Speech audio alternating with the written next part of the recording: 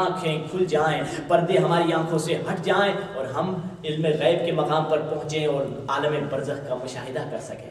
یعنی صرف اور صرف اللہ پہ امید رکھنی ہے، کسی اور پہ امید نہیں رکھنی۔ اور دوسری چیز، اب آگے بڑھیے، دوسری چیز کیا ہے مرنے والے میں؟ مرنے والا کبھی کسی سے طمع نہیں رکھتا۔ مرنے والے نے اب دیکھا میں مر رہا ہوں، کسی کی طمع نہیں، پیسے کی طمع نہیں، لالچ، پیسے کی طمع نہیں ہے، دولت کی طمع نہیں ہے، بینک بیلنس کی طمع نہیں ہے، بیوی کی طمع نہیں ہے، بچوں کی طمع نہیں ہے۔ مرنے والے کے دل میں کسی شے کی طمع نہیں ہوتی ہے، وہ ہر شے کو چھوڑ چکا ہوتا ہے اور صرف ایک شے کی طمع ہوتی ہے، اللہ کی مغفرت کی اس کے دل میں طمع ہوتی ہے۔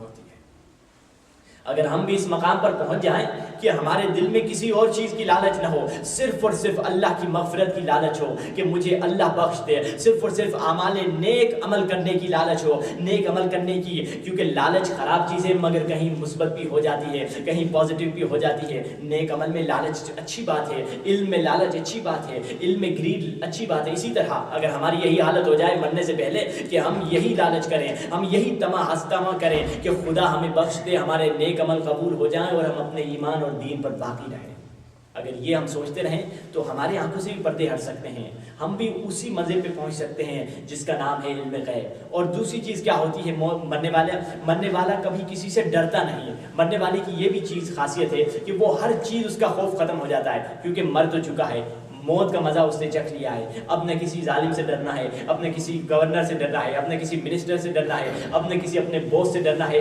مرنے والے کے دل میں کسی انسان کا خوف نہیں ہوتا۔ ہمارے دل میں خوف ہوتا ہے، نوکری کا خوف ہوتا ہے، کہیں نوکری نکل نہ جائے، باس کا خوف ہوتا ہے، ہر چیز کا خوف ہوتا ہے، مگر مرنے والے کے دل میں کسی شے کا خوف نہیں ہوتا۔ اگر ہم بھی اپنے دل سے خوف کو مٹا دیں تب جا کے ہم اس مقام پہ پہنچ سکتے ہیں۔ اور ایسے بھی لوگ گزرے ہیں، ایسے بھی علماء گزرے ہیں، جب وہ دنیا سے جاتے ہیں کس استقبال اور کس بلندی اور کس مقام پر پہنچ کے وہ دنیا سے جاتے ہیں۔ اللہ اللہ، وہ کیا مقام ہے۔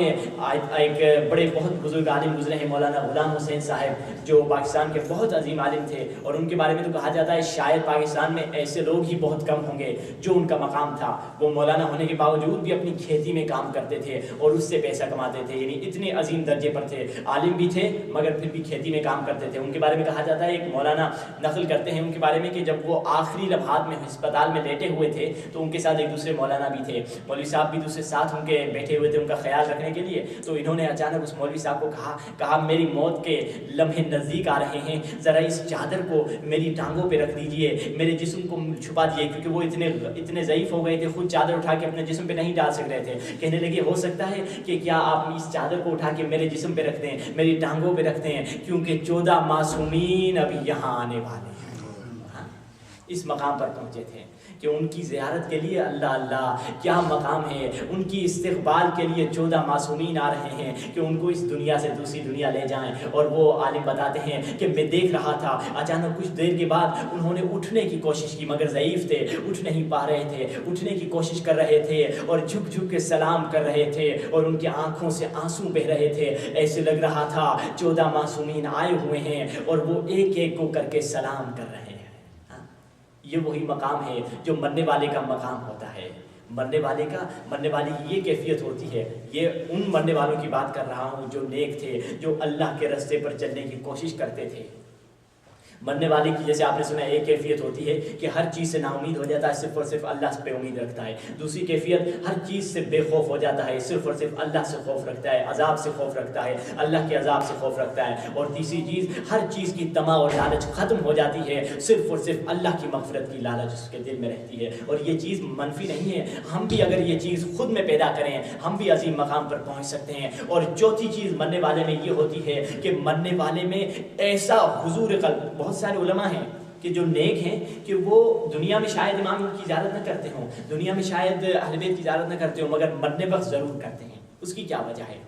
ایک تو 14 معصومین کی زیارت کرنا تو ہر ایک نہیں کرے گا نا، 14 معصومین کی زیارت وہی کرے گا جو زندگی میں نیک ہوگا، مگر کچھ کیوں بعض لوگ اپنی زندگی میں زیارت نہیں کر پاتے، موت کے وقت کیوں زیارت کرتے ہیں؟ اس کی ریزن کیا ہے؟ اس کی وجہ یہ ہے، جیسے میں نے آپ کو یہ جو 3-4 چیزیں بتائیں، اس کی لالچ ختم ہو جاتی ہے انسان کے جو امید ہوتی ہے صرف اور صرف اللہ پہ ہوتی ہے۔ اور چوتھی چیز یہ ہے کہ انسان کی پوری کنسنٹریشن اللہ کی طرف ہو جاتی ہے، وہی حضور قلب والی بات کہ انسان کی 100% حضور قلب اللہ کی طرف چلا جاتا ہے، کسی اور چیز کے بارے میں سوچتا بھی نہیں، کسی اور چیز کے بارے میں توجہ نہیں کرتا، کیونکہ حدیث میں ہے اگر کوئی انسان 40 دن تک، اور بعض حدیث میں تو یہ بھی لکھا گیا ہے اگر کوئی انسان صرف 24 گھنٹے تک حضور قلب حاصل کر لے، 100% اپنے ذہن کو اللہ کی طرف متوجہ کر دے اور اللہ کا ذکر کرے، صرف 24 گھنٹے کی بات ہے، یعنی ایک دن، ایک رات اور ایک دن 24 گھنٹہ کوئی صرف اور صرف اللہ کی طرف متوجہ ہو جائے اور ذکر خدا میں مشغول ہو جائے، حدیث اور روایت یہ بتلاتی ہے کہ اگر وہ اس حالت میں چلا جائے تو 24 گھنٹے کے بعد جاگتے ہوئے اپنے زمانے کے امام کی زیارت کر سکتا ہے۔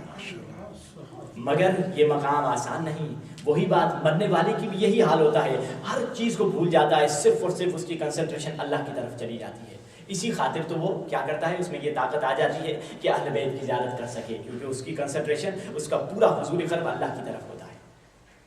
اور یہ وہ مقام نہیں جو ایک رات میں مل جائے، یہ وہ مقام ہے جو 7، 8، 9، 10 سالوں کی محنت کے بعد ملتا ہے، حضور قلب کا مقام۔ یہ نہیں کہ آپ 24 گھنٹے بیٹھ جائیں، آپ کی توجہ اللہ کی طرف رہے گی، نہیں، یہ بہت مشکل مقام ہے، مگر ناممکن نہیں ہے۔ پہنچنے والے ایسے لوگ تھے جو معصوم نہیں تھے، نبی نہیں تھے، ولی نہیں تھے، علماء تھے، ہم جیسے، آپ جیسے معمولی لوگ تھے، اس مقام پر پہنچے۔ اگر اللہ کرم کرے کہ وہ 8-10 سال کا مقام 1 سال میں بھی انسان طے کر سکتا ہے، مگر یہ کہ اللہ کا کرم ہمارے ساتھ ہو۔ صلوات پڑھ دیں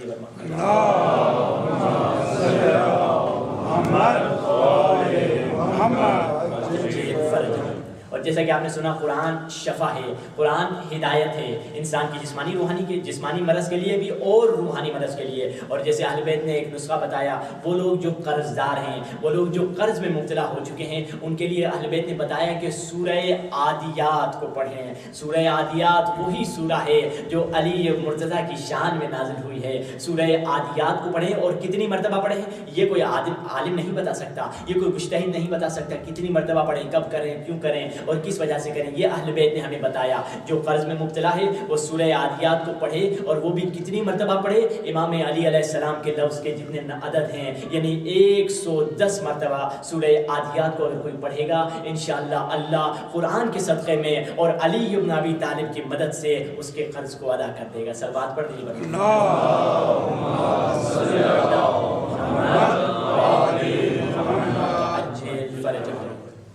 تو یہ حضور قلب جس کے بارے میں ہم گفتگو کر رہے تھے، یہ خداوند متعال ہمیں نماز کے ذریعے سے حضور قلب یعنی کنسنٹریشن دینے چاہتا ہے کہ ہم اپنی پوری توجہ 100% توجہ اللہ کی طرف رکھیں۔ اور نماز ایک چھوٹی سی پریکٹس ہے، نماز ایک پریکٹس ہے اسی حضور قلب کی منزل تک پہنچنے کے لیے۔ آپ دیکھیں نا، کیونکہ ہم 24 گھنٹہ تو اللہ کی طرف متوجہ اگر نہیں رہ سکتے، کم از کم یہ 4 رکعت، 3 رکعت، 2 رکعت جو نمازیں پڑھتے ہیں، واجب نمازیں، اس میں زیادہ سے زیادہ کوشش کریں ہماری توجہ کہیں ادھر ادھر نہ جائے، صرف اور صرف اللہ کی طرف جائے۔ ہاں، ہمارا تو یہی حال ہوتا ہے، زندگی کے پورے جو کام دن میں یاد نہیں آتے، نماز میں آ کے یاد آ جاتے ہیں، یہی ہوتا ہے نا اکثر۔ جیسے ایک مولانا تھے، ان کو نماز پڑھانے کے لیے کہ نماز جماعت پہ جانا تھا، تو مگر ان کو کام بھی تھا نماز جماعت کے بعد، انہوں نے کہا مجھے جلدی لگی ہوئی ہے، تو انہوں نے جلدی جلدی نمازیں پڑھا کے اپنے کام سے نکل گئے، جلدی جلدی فاسٹ نماز انہوں نے پڑھائی تاکہ اپنے کام پہ بھی پہنچ جائے، کہ ضروری ایمرجنسی کام تھا۔ اب دوسرے دن جب مسجد میں آئے واپس، تو لوگوں نے ایک صاحب آیا، انہوں نے کہا مولانا صاحب کل تو آپ نے بڑی جلدی نماز پڑھا دی۔ تو مولوی صاحب نے کہا معاف کرنا، مجھے ایک ایمرجنسی ہو گئی تھی، میں جلدی سے چلا گیا۔ آپ کو مولانا نے کہا کہ معاف کرنا، ایک آپ کے حضور قلب کو میں نے خراب کر دیا، آپ کی توجہ اللہ کی طرف۔ کہا مولانا کوئی حضور قلب کی تو گل نہیں ہے، کوئی ایسی پریشان نہیں ہے حضور قلب کی، مسئلہ یہ تھا کہ آپ جب نماز پڑھاتے تھے تو ہم آپ کے پیچھے جب نماز پڑھتے تھے، میری 2 دکانیں ہیں، دونوں نمازوں میں دونوں دکانوں کا حساب کتاب ہو جاتا تھا۔ آج آپ نے فاسٹ نماز پڑھائی، صرف ایک دکان کا حساب کتاب ہوا اور نماز ہی ختم ہو گئی، اور پھر نماز ختم کرنے کے بعد تو دوسرے کاموں میں لگ گئے۔ وہ نماز تھی حساب و کتاب کے لیے، ہمارا بھی یہی حال ہے، ہم نماز میں وہی کام کرتے ہیں، یعنی جو زندگی میں نہیں ہو پاتے، جو دن کے دوران نہیں ہو پاتے، یا جو حساب کتاب ذہن میں کرنا ہوتا ہے وہ دن کے دوران نہیں ہو پاتا، تو نماز پہ ڈال دیتے ہیں۔ یعنی نماز ایک 4 رکعت کی نماز ہے، 2 رکعت کی نماز ہے، جس کو اللہ نے ہمارے لیے اسی لیے بنایا ہے کہ ہم حضور قلب حاصل کریں، اللہ کی طرف توجہ اللہ کی طرف اپنے دل کو کنسنٹریٹ کر سکیں۔ مگر اس نماز میں بھی ہم کیا کرتے ہیں، اپنے دوسرے کاموں میں مشغول ہو جاتے ہیں۔